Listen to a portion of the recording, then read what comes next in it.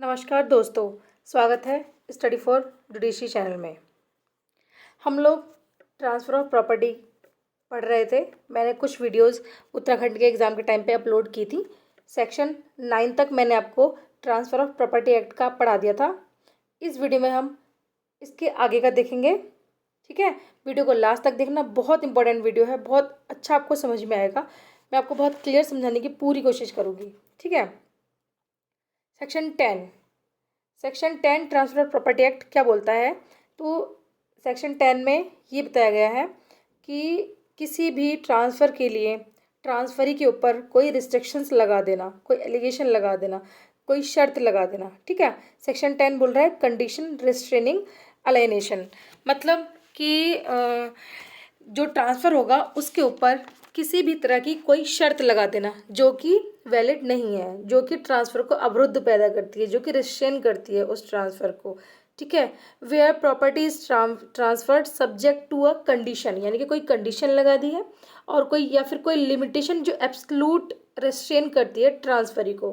ठीक है, मतलब ऐसा ट्रांसफ़र जो ट्रांसफरी को बिल्कुल मना करता है, अवरुद्ध पैदा करता है पूरी तरह से, ये एज ए कंडीशन के बारे में बात करता है। या फिर any person claiming under him from parting with or disposing of the interest in the property.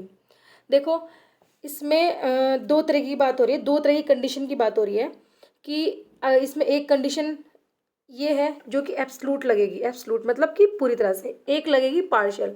जब एब्सलूट कोई कंडीशन लगेगी तो वो पूरी तरीके से इनवैलिड है, मतलब वो वॉइड है।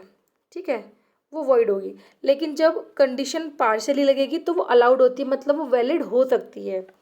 इसमें ये बोल रहा है कि मैं आपको एग्जांपल बताती हूँ।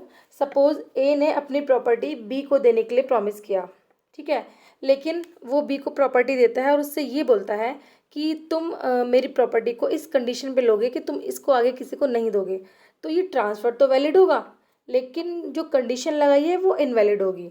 ठीक है, इसके अलावा इसमें आगे है कि इन द कंडीशन और लिमिटेशन इज वॉइड। ठीक है, जो कंडीशन है और जो लिमिटेशन है वो तो वॉइड हो जाएगी, लेकिन जो ट्रांसफ़र है वो वॉइड नहीं होगा, except in the case of a lease. जो लीज है मतलब जो पट्टा है उसको छोड़ करके, where the condition is for the benefit of the lessor or those claiming under him provided that property may be transferred to or for the benefit of a women. देखो, इसमें ये बोल रहा है कि ये जो कंडीशन है ये लगेगी। ठीक है, मतलब इसको कंडीशन को हम नहीं लगा सकते हैं किसी के ऊपर। सॉरी, हम एक कंडीशन ट्रांसफ़र में नहीं, मतलब ये अवरोध पैदा करे तो हम उसको वॉइड मानेंगे।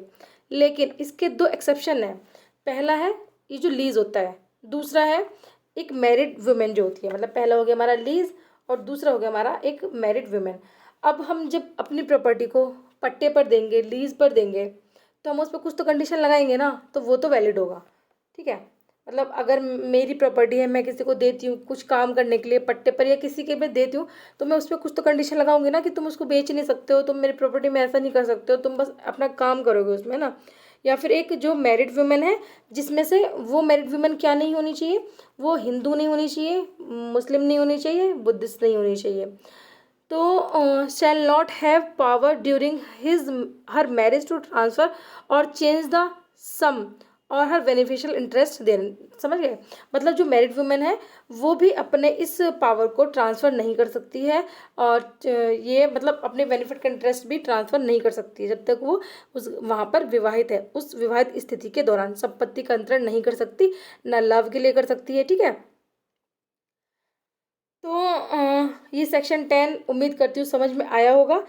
इसमें मतलब यही बता रहा है कि जो कंडीशन जो ट्रांसफ़र होगा वो ट्रांसफ़र वैलिड होगा, लेकिन कंडीशन इसमें वाइड हो जाएगी। ठीक है, इसमें एक केस है जिसका नाम है टेक्सल वर्सेस मॉक्से। आप इसको याद रख लेना, टेल्कस वर्सेस मोक्से। ये सेक्शन 10 का जो है एक वादा है। और पीटी के लिए तो खैर ये इम्पोर्टेंट है, पीटी के लिए मतलब प्रीलिम्स एग्ज़ाम के लिए इम्पोर्टेंट है ये वाला सेक्शन, क्योंकि ये वर्ड है। इसकी दो मैंने एक्सेप्शन बताया आपको, कौन कौन से, एक तो लीज जो पट्टे वाला होता है और एक मैरिड वुमेन। ठीक है, ये इसका एक्सेप्शन है। अगला देखते हैं सेक्शन 11। सेक्शन 11 ये भी एक प्रकार का रिस्ट्रिक्शंस लगाता है। ये रिस्ट्रिक्शन लगाएगा इंटरेस्ट के ऊपर, ठीक है। ये है कि सृष्ट हित के विरुद्ध निर्बंधन। यहाँ पर ये बताता है कि where on and transfer of property and interest therein is create absolutely in favour of any person. मतलब जो भी ट्रांसफ़र हो रहा है उसका जो इंटरेस्ट है वो एब्सोल्युटली फेवर में होना चाहिए किसी पर्सन के। But the term of the transfer direct that such interest shall be applied और enjoyed by him in a particular manner.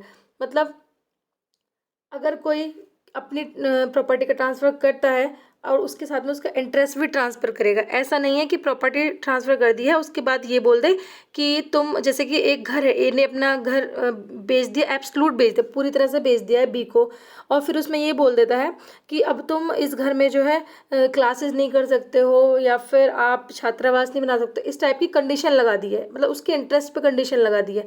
तो वो ट्रांसफ़र जो है वो तो वैलिड होगा, क्योंकि जो घर बेच दिया गया है वो एब्सोल्यूट बेच दिया गया है, उसके फेवर में है, लेकिन जो कंडीशन लगा दी है वो वॉइड होगी, ठीक है। तो वो अपने उस इंटरेस्ट को अपनी मर्जी से कैसे भी इंजॉय कर सकता है। He shall be entitled to receive and dispose of such interest as if there were no such direction.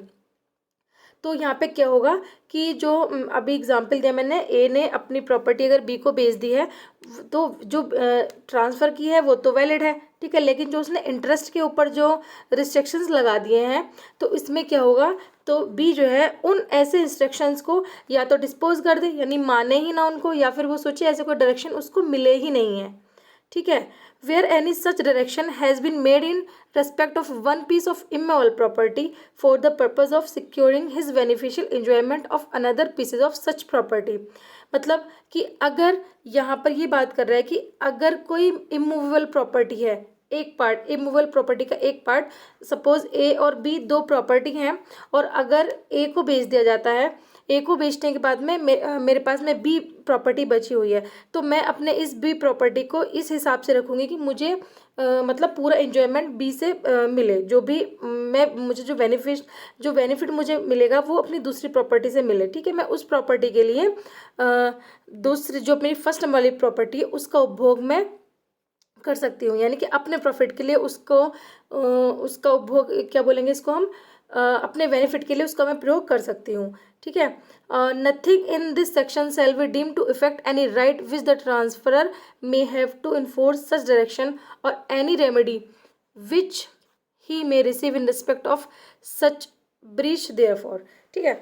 इसके हम जो है कि एग्जाम्पल देखते हैं। इसमें एक एग्जाम्पल, ये आपके डायरेक्ट में एग्जाम्पल है, तो यहाँ पर एग्जाम्पल ये है कि ए जो है अपनी इमूवेबल प्रॉपर्टी को, ठीक है, जो एक इमूवेबल प्रॉपर्टी को ए अपनी प्रॉपर्टी को बी को देता है गिफ्ट के तौर पर, ठीक है, देता है वो गिफ्ट के तौर पर, उसको गिफ्ट दे देता है, और उस गिफ्ट में वो उसका वेस्टेड इंटरेस्ट भी क्रिएट हो जाता है। मतलब यहाँ पर जो ट्रांसफ़र हुआ है वो बी के फेवर में हुआ है, ठीक है, लेकिन यहाँ पर ए क्या काम करता है कि जो ट्रांसफ़र हो तो एब्सोल्यूट हुआ है, लेकिन बी ये बोलता है कि इस प्रॉपर्टी में बी आप ही रहोगे, ठीक है, इसके अलावा कुछ इसमें और नहीं होगा, आप इस प्रॉपर्टी को उपभोग कर सकते हो, आप ही इसका बेनिफिट लोगे। तो इसमें क्या है कि जो ट्रांसफ़र हुआ वो तो वैलिड हुआ है, लेकिन जो इन्होंने कंडीशन लगा दी है इंटरेस्ट के ऊपर, याद रखना इंटरेस्ट के ऊपर यहाँ पर कंडीशन लगी है, तो वो वॉइड होगा, ठीक है, वो शून्य होगा। यहाँ पर यहाँ के इसके एसेंशियल एलिमेंट जो है सेक्शन 11 के,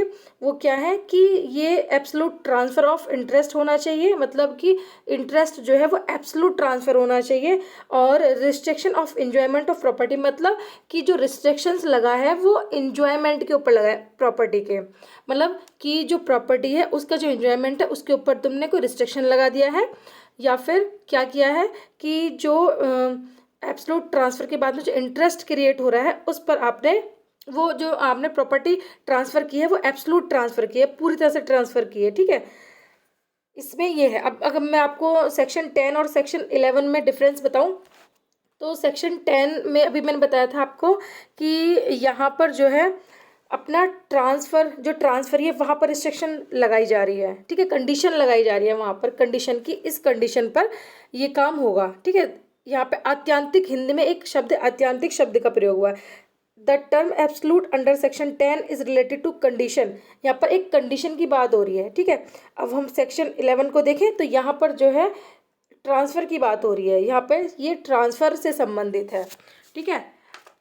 एक और इसमें यह है कि जो सेक्शन 10 है वो रिस्ट्रिक्शन लगाता है, प्रोहिबिटेशन करता है और कंडीशन लगाता है, ठीक है, कि एक ट्रांसफ़र जो है वह एब्सोल्यूट नहीं हो पाए, मतलब ट्रांसफ़र पूरी तरह से नहीं हो पाए। लेकिन जो सेक्शन 11 है वो एन्जॉयमेंट ऑफ प्रॉपर्टी के ऊपर रिस्ट्रिक्शन लगाता है कि तुम इसका जो है अच्छे से उपभोग नहीं कर सकते हो, उसके इंटरेस्ट के ऊपर कोई कंडीशन लगा दी है, ठीक है। तो ये सेक्शन 10 और 11 में कुछ बेसिक डिफरेंस है।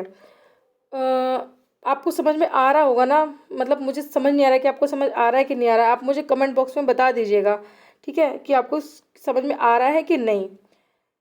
अगला देखते हैं हम सेक्शन 12।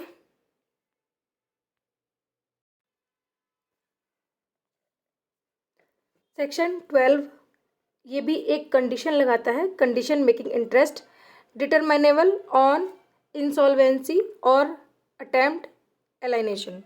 ये भी जो है कंडीशन लगाता है। ये किन पर कंडीशन लगाता है? इंसॉल्वेंसी के ऊपर, जो कि दिवाले हो चुके हैं, ठीक है, दिवाले या फिर जो प्रतीत अन्य संक्रमण के हित को पर्यवसान बनाने वाली शर्तें। मतलब कि यहाँ पर कैसी कंडीशन लग रही है, देखते हैं कि where property is transferred subject to a condition. एक प्रॉपर्टी जहाँ ट्रांसफ़र हुई है, चाहे वो कंडीशन से या फिर किसी लिमिटेशन से, making any interest there in reserve to or give to or for the benefit of any person. यहाँ पर यह है कि कोई प्रॉपर्टी ट्रांसफ़र होती है किसी शर्त या फिर किसी लिमिटेशन के साथ में, और वो प्रॉपर्टी जो है बाद में इंसॉल्वेंसी घोषित कर दी जाती है, ठीक है, किसी पर्सन के लिए। तो ऐसी प्रॉपर्टी जो है सीज हो जाएगी ऑन हिज बिकमिंग इंसॉल्वेंट। मतलब जो भी यहाँ पर इंसॉल्वेंट है वो उनकी प्रॉपर्टी सीज हो जाएगी, और ऐसी प्रॉपर्टी जो है यहाँ पर ये सीज हो जाएगी, ठीक है। टू ट्रांसफर और dispose of the same such condition और लिमिटेशन इज वॉइड। देखो यहाँ पर कोई प्रॉपर्टी थी, ठीक है, ए के पास कोई प्रॉपर्टी थी, उसमें क्रेडिटर ने अपना पैसा भी लगवाया था। तो क्या हुआ, उसके बाद में ये जो प्रॉपर्टी है इंसॉल्वेंसी में चली जाती है, ठीक है, फिर इस प्रॉपर्टी को सीज कर लिया जाता है।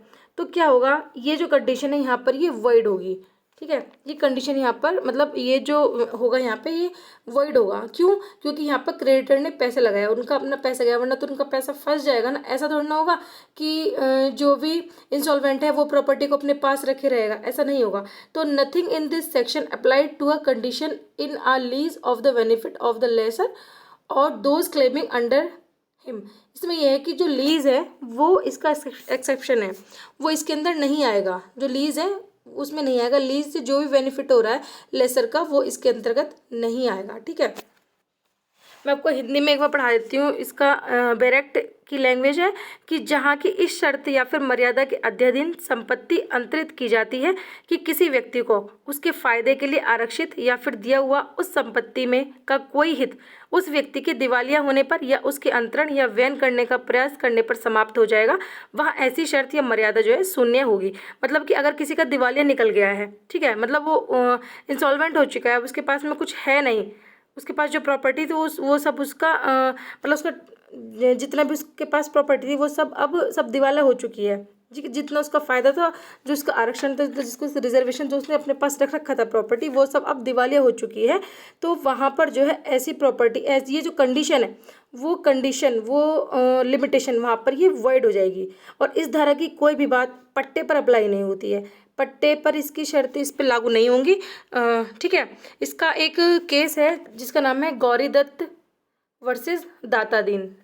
गौरी दत्त वर्सेस दाता दीन, ये सेक्शन 12 का एक लीडिंग केस है। सेक्शन 12 के अंतर्गत अगर हम देखें, इसके दो शर्तें हैं, दो कंडीशन है कि ये क्या है कि यहाँ पर जो ट्रांसफरर है उसका जो है इंसॉल्वेंट होना चाहिए, जब द ट्रांसफरी बिकमिंग इंसॉल्वेंट, जो ट्रांसफरी है, जो ट्रांसफ़र करने वाला उसका दिवालिया होना चाहिए। दूसरा है कि अंतरिति द्वारा संपत्ति अंतरण का प्रयास करने पर, यहाँ पर जो अंतरिति है जो कि ट्रांसफ़र करने वाला है उसको जो है प्रॉपर्टी का ट्रांसफ़र करने का उसको प्रयास किया गया होना चाहिए। इसका एक एग्जांपल से समझते हैं कि ए ने अपनी संपत्ति बी के पक्ष में अंतरित कर दी, मतलब ए ने अपनी प्रॉपर्टी को बी को ट्रांसफ़र कर दी और उसके साथ में एक कंडीशन लगाई कि भविष्य में यदि वो उसका दिवाला निकल जाता है, मतलब या फिर वो इंस्टॉलमेंट हो जाता है, या फिर उस संपत्ति को अंतरित करने का प्रयास करता है, मतलब कहीं और ट्रांसफ़र करने का प्रयास करता है, तो जो बी है वो उस संपत्ति में से हित समाप्त हो जाएगा, मतलब जो बी है उसका वहाँ से इंटरेस्ट समाप्त हो जाएगा, तो संपत्ति ए को वापस हो जाएगी। यहाँ पर ए ने जो शर्त लगाई है वो जो कंडीशन है वो वॉइड है, ठीक है, वो कंडीशन यहाँ पे वॉइड होगी और जो ट्रांसफ़र है वो वैलिड होगा। ठीक है, इंग्लिश में बता देती हूँ मैं कि A transfer of property to B, A अपनी प्रॉपर्टी बी को ट्रांसफ़र करता है सब्जेक्ट टू कंडीशन, एक कंडीशन के साथ में, but that if B become instalment, आगे क्या होता है कि बी इंस्टॉलमेंट हो जाता है और क्या होता है कि वो उसको ट्रांसफ़र देने के लिए मना कर देता है कि वो बी को सेम इंटरेस्ट पे आगे प्रॉपर्टी के ट्रांसफ़र नहीं करेगा, तो यहाँ पर ये जो है सीज हो जाएगी, यहाँ पर प्रॉपर्टी जो है मतलब उसका हित जो है यहाँ पर समाप्त हो जाएगा उस प्रॉपर्टी के अंदर से, तो यहाँ पर जो कंडीशन है वो तो यहाँ पर वॉइड होगी लेकिन जो ट्रांसफ़र है वो वैलिड होगा। ठीक है, इसका एक्सेप्शन जो है, इसका अपवाद जो है वो सेक्शन 12 होगा। सेक्शन 12 की हम बात कर रहे हैं, यहाँ पर एक्सेप्शन में क्या बताया, तो जो लीज़ है सेक्शन 12, इसका एक्सेप्शन क्या होगा, लीज़। ठीक है, पट्टे पर ये अप्लाई नहीं होगा। तो मैंने आपको ये सेक्शन 10, 11 और 12 तीनों समझा दिए हैं। आगे की वीडियो में हम आगे के सेक्शन देख लेंगे। अगर आपको कुछ लगता है कि मुझे किस तरीके से पढ़ाना चाहिए या फिर आपको कुछ समझ नहीं आता तो आप मुझे कमेंट बॉक्स में बता सकते हैं। फ्रेंड्स, आप मेरी वीडियो को ज़रूर शेयर कीजिए और चलिए फिर इतना ही। नेक्स्ट वीडियो जल्दी अपलोड हो जाएगी चैनल पे TPA की। Thank you.